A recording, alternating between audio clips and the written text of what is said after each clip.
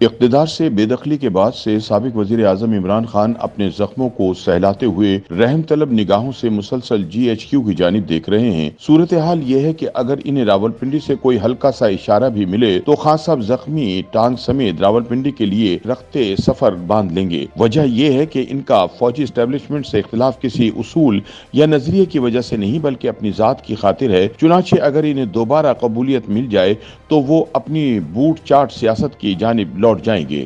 اپنے تازہ سیاسی تجزیے میں ان خیالات کا اظہار کرتے ہوئے معروف لکھاری اور تجزیہ کار سینیٹر عرفان صدیقی کہتے ہیں کہ عمران خان کو شہنشاہ بیانیہ کہا جاتا ہے، لیکن یہ جانے بغیر کہ بیانیہ کیا ہوتا ہے، اس کے اجزائے ترکیبی کیا ہیں، یہ کس طرح تشکیل پاتا ہے، اس میں تجربے، تدبر، حکمت اور دانش کا کس قدر رچاؤ ہوتا ہے، بیانیہ بڑا توانا تشخص رکھتا ہے۔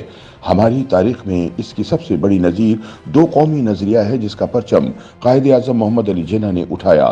جداگانہ قومیت کی علامت اس بیانیے نے مسلمانان ہند کے دلوں کو ایک ولولہ تازہ دیا اور اپنی قوت کے بل پر خطے کی تاریخ ہی نہیں جغرافیہ بھی بدل ڈالا۔ لیکن افسوس کہ ہمہ پہلو زوال کے ان بے مہر موسموں میں جز وقتی مفاد کے لیے سطحی اور بے معنی سے سیاسی بیانات کو بھی بیانیہ قرار دیا جاتا ہے۔ اس معیار پر پرکھتے ہوئے عمران خان عصر حاضر کے سب سے بڑے بیانیہ تراش سمجھے جاتے ہیں۔ پچھلے کچھ عرصے سے اسٹیبلشمنٹ مخالف انقلابی کے طور پر ان کا بیانیہ ابھارا، اچھالا اور اجالا جا رہا ہے، حالانکہ موصوف خود فوجی اسٹیبلشمنٹ کے کاندھوں پر بیٹھ کر اقتدار میں آئے تھے اور اب بھی جھگڑا اقتدار کا ہی ہے۔ عرفان صدیقی کہتے ہیں کہ اصولوں کی سیاست، نیا پاکستان، تبدیلی، بے راگ احتساب، کرپشن کا خاتمہ، قانون کی بالادستی، انصاف کی کارفرمائی، خودی کی سربلندی، میرٹ کی پاسداری مانگنے کی بجائے خودکشی، ریاست مدینہ، امر بالمعروف، جدی پشتی سیاستدانوں سے دوری، لوٹوں کی نفی، کسی دباؤ کے بغیر حکمرانی، سائیکل پر سفر، وزیر اعظم ہاؤس کی کالونی کے ایک گھر میں دفتر، صرف دو ملازمین، وزیر اعظم ہاؤس کا یونیورسٹی بنانا، گورنر ہاؤسز جیسی سامراجی نشانیوں کا خاتمہ، کروڑوں ملازمتیں، لاکھوں گھر، ان گنت ڈیم اور نہ جانے کیا کیا کچھ بیانیوں کے اس خس و خاشاک کا حصہ ہے۔ خان صاحب گزشتہ 9 ماہ سے اسٹیبلشمنٹ، جسے میں نے تیسرا کا نام دیا ہے، پر تیر برسا رہے ہیں۔ ایسا کرتے ہوئے وہ یہ تاثر دینا چاہتے ہیں کہ میں سول بالادستی، آئین کی عملداری اور جمہوریت کی پاسداری کا علم بردار ہوں۔ میں ان عناصر کے سخت خلاف ہوں جو آئینی حدود سے تجاوز کرتے اور سیاسی جوڑ توڑ میں ملوث ہوتے ہیں۔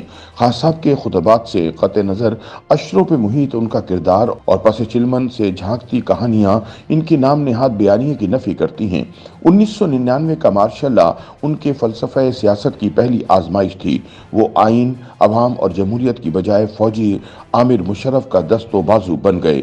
موصوف تب تک دربار آمریت میں جھومر ڈالتے رہے جب تک خود عامر نے منہ نہیں پھیر لیا۔ اس کے بعد آئی ایس آئی کے سربراہ لیفٹیننٹ جنرل احمد شجاع پاشا اور ان کے جانشین ابر کرم بن کر خان صاحب کی کشتے ویراں پر برستے رہے۔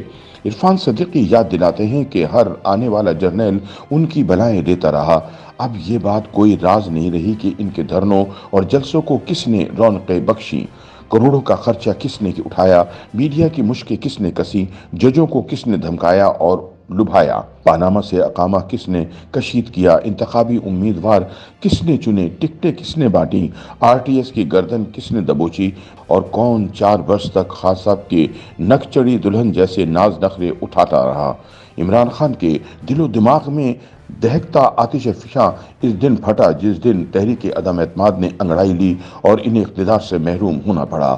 گلہ یہ ہے کہ برس برس سے ان کے سر پر دست شفقت رکھنے والے تیسرے نے انہیں تنہا کیوں چھوڑ دیا، ان کا تحفظ اسی والہانہ پن کے ساتھ کیوں نہ کیا جس کا مظاہرہ 2011 کے لاہوری جلسے سے ہوتا چلا آ رہا تھا، جس کے تابندہ نمونے خان صاحب کے سفر سیاست کے ہر موڑ پر نصب تھے۔ عرفان صدیقی کہتے ہیں کہ خود خان صاحب کے دل میں جرنیلی عشق کی یہ کیفیت تھی کہ 2019 میں نئے آرمی چیف کی تقرری کا وقت آیا تو وہ جنرل باجوہ کی دہلیز پر ڈھیر ہو گئے اور 3 سال کی توسیع دے کر سول بالادستی کا بھرم رکھ لیا۔ لیکن جب 2022 میں ان کے اقتدار کی ناؤ ہچکولے کھانے لگی تو جنرل باجوہ کو دہائی دی، जितनी चाहो तौसी ले लो, बस मेरी हुकूमत बचा लो।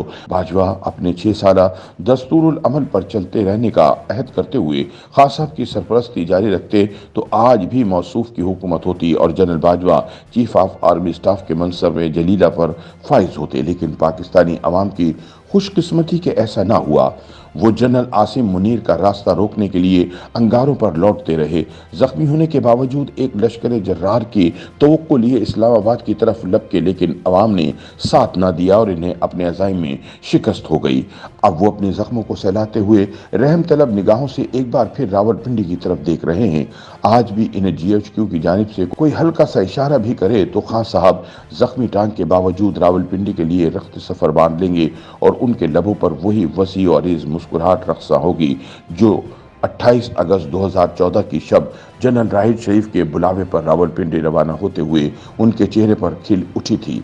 वजह यह है कि फौजी एस्टेब्लिशमेंट से उनकी खफगी किसी उसूल, नजरिए या सियासी मसलक की वजह से नहीं, बल्कि यकजां दो कालिब का रिश्ता टूट जाने के सबब है।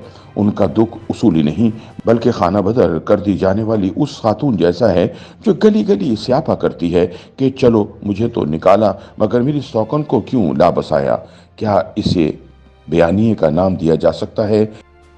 YouTube पर गूगली न्यूज देखने के लिए youtube.com की सर्च बार में गूगली न्यूज TV टाइप करें। गूगली न्यूज के पेज पर सुर्ख रंग के सब्सक्रिप्शन वाले बटन पर क्लिक करना ना भूलिए। YouTube पेज पर अपलोड होने वाली वीडियोस से बाखबर रहने के लिए बेल आइकन पर क्लिक कीजिए। आपको हर नई वीडियो के बारे में नोटिफिकेशन मौसूल हो जाएगा।